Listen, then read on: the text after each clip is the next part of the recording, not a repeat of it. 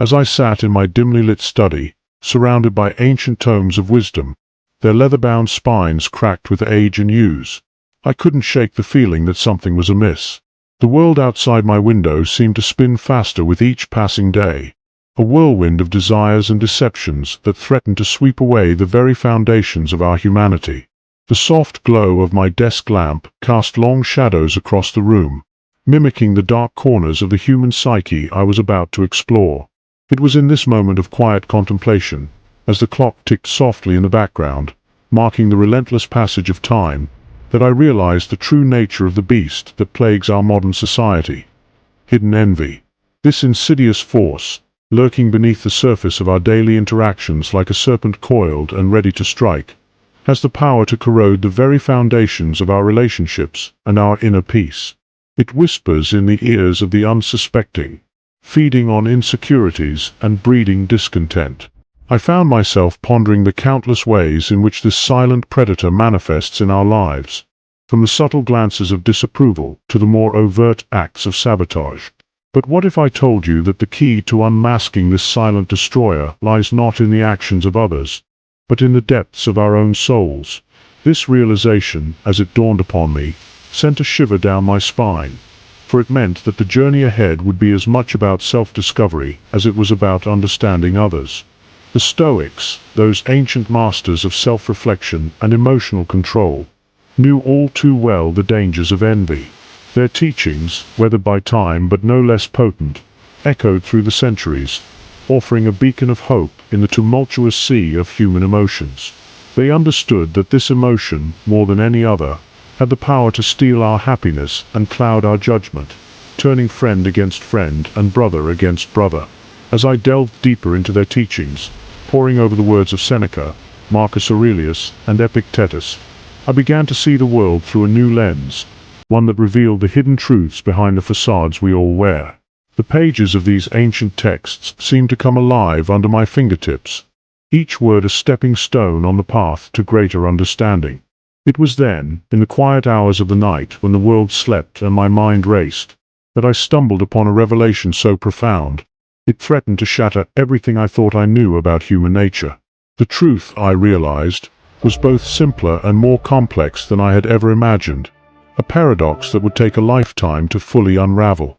In my quest to understand the nature of envy, I found myself drawn to the words of Epictetus, a former slave turned philosopher whose life was a testament to the power of the human spirit to overcome adversity.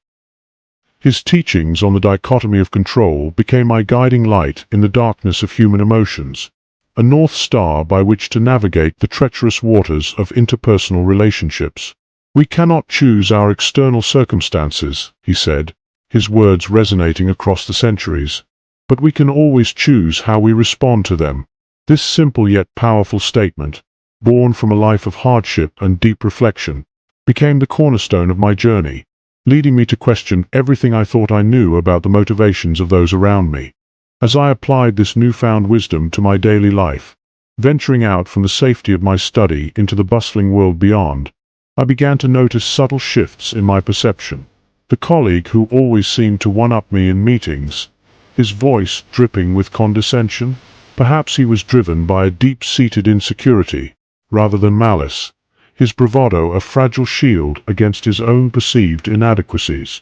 The friend who constantly bragged about her achievements, her social media a carefully curated highlight reel of success. Maybe she was seeking validation to fill a void within herself, each like and comment a temporary balm for a wounded soul. With each interaction, I peeled back layers of assumption and judgment, like an archaeologist carefully brushing away sand to reveal the artifacts beneath. What I found, time and time again, was the raw, vulnerable humanity that lies at the core of us all. Behind every boast, every snide remark, every flash of envy, I began to see the universal human struggle for acceptance, for validation, for a sense of worth in a world that often seems indifferent to our existence. But it was not until I turned this critical gaze inward, scrutinizing my own thoughts and actions with the same unflinching honesty, that I truly understood the magnitude of what I had discovered. In my relentless pursuit of uncovering falsehood in others, I had failed to see the greatest deception of all, the lies I told myself.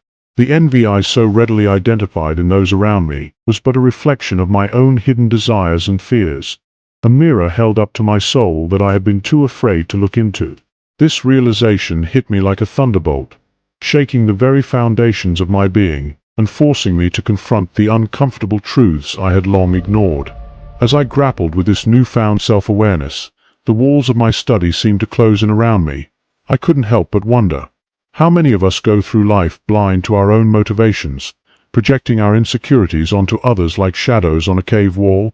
The Stoic practice of self-examination suddenly took on a new urgency, no longer an intellectual exercise, but a vital tool for navigating the complexities of the human heart.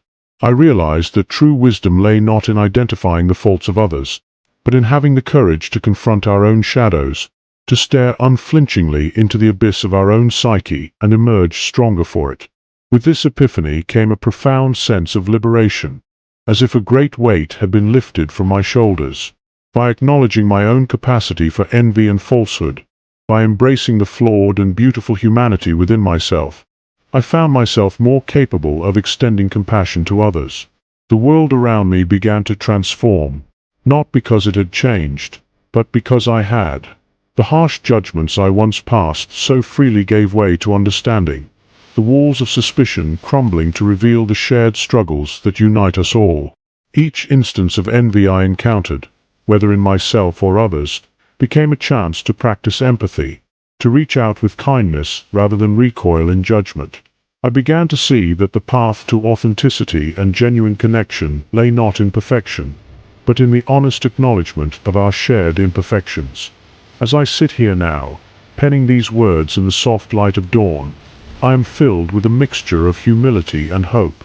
The journey of self-discovery, I have come to realize, is never-ending, a winding path that stretches far beyond the horizon. Each day brings new challenges and insights, new opportunities to put into practice the wisdom of the Stoics and the hard-won lessons of my own experience. But armed with this knowledge, with the courage to look within and the compassion to reach out to others, I know that I am better equipped to navigate the complex web of human emotions and relationships that make up the tapestry of life. In the end, perhaps the greatest lesson I've learned is this: true strength lies not in being impervious to envy or immune to falsehood, but in having the wisdom to recognize these forces within ourselves and the courage to confront them head-on. It is in our vulnerability, in our willingness to acknowledge our fears and insecurities, that we find our greatest power. For it is only by embracing our own imperfections that we can truly see the humanity in others, flaws and all, and forge connections that are deep, meaningful, and resilient.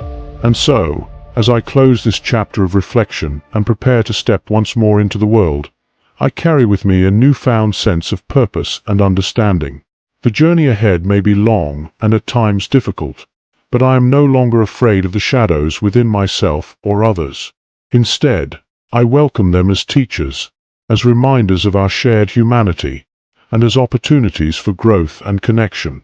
In doing so, we may just find the key to unlocking a more authentic, compassionate way of being in this world, a way that honors both our individual struggles and our collective potential for greatness.